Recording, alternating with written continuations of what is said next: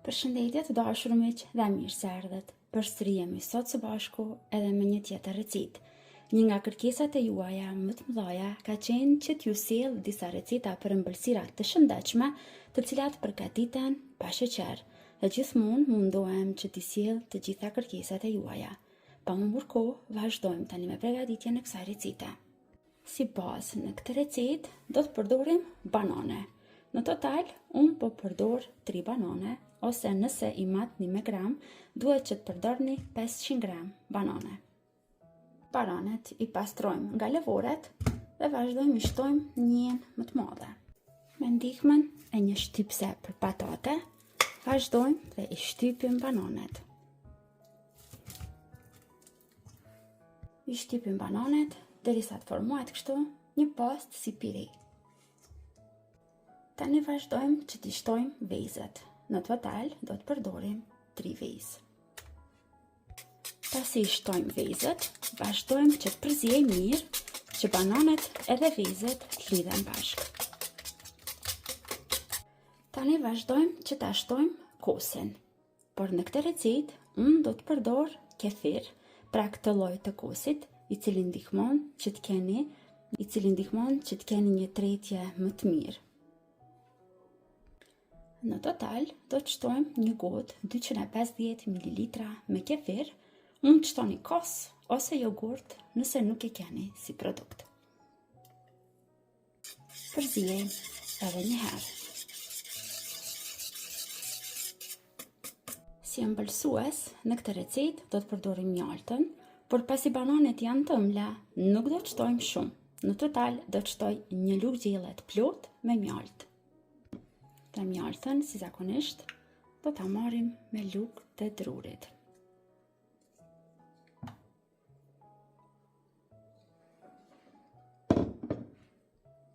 Ndërsa, për mënyrë të shëndetshme, do të përdorim vajin e kokosit. Vaji i kokosit, kur është në ambient dhume, në temperaturë të nxehtë, shkrihet, po kur mbahet në temperatura më të ftofta, formohet kështu një masë e ngrirë. Unë pëlqej që ta përdor kështu në formë të ngrirë kur përgatis ëmbëlsira. Në total, do të shtojmë një lugë gjelle.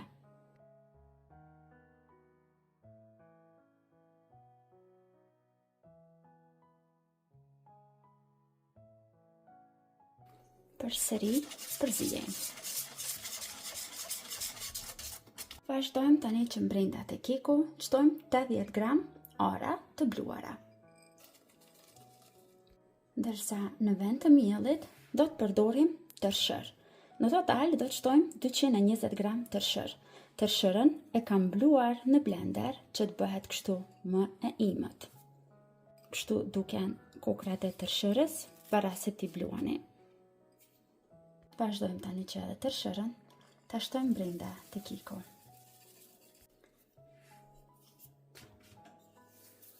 Vazhdojmë që të shtojmë tani edhe fryrës dhe në total do të shtojmë 10 gram pluhur për pjekje. Dhe tani vazhdojmë përziejmë derisa të formohet një masë e mirë homogjene.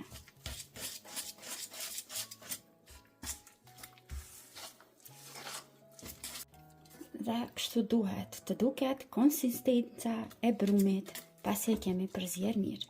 Por tani në fund do të vazhdojmë që të shtojmë edhe pak çokoladë të zezë.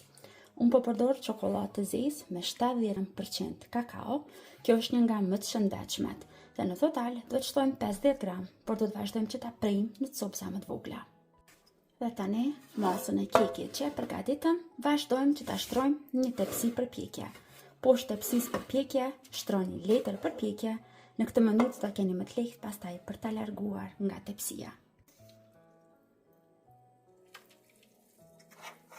Dhe tani, çokoladën e zezë, të cilën e kam prerë në copëza të imta, vazhdojmë të shtojmë sipër ëmbëlsirës në këtë mënyrë. Dhe tani vazhdojmë me pjekjen. Në furrë të parangrohur, në 220 gradë, vazhdojmë e pjekim kekun diku afërsisht 25 deri në 30 minuta. Dhe të dashur miq, në këtë momente ëmbëlsira është gati, sapo e kam larguar nga furra. Lejojmë që të ftofet dikom preferësisht 10 minuta, përpara se të vazhdojmë që ta shërbejmë dhe si gjithmonë, si në çdo fund video recet, edhe në këtë video do ta bëj demonstrimin e recetës nga afër. Dhe të dashur miq, ëmbëlsira e shëndetshme, cilën unë konsumoj çdo mëngjes, duke e shoqëruar me një kafe pa sheqer, dhe në total konsumoj kështu nga një copë, është ajo që më ndihmon që të ul kilogramat e tepërt. Do t'ju mbaj të ngopur deri në drekë dhe do t'ju jep energjinë e duhur për të kaluar gjatë tërë ditës.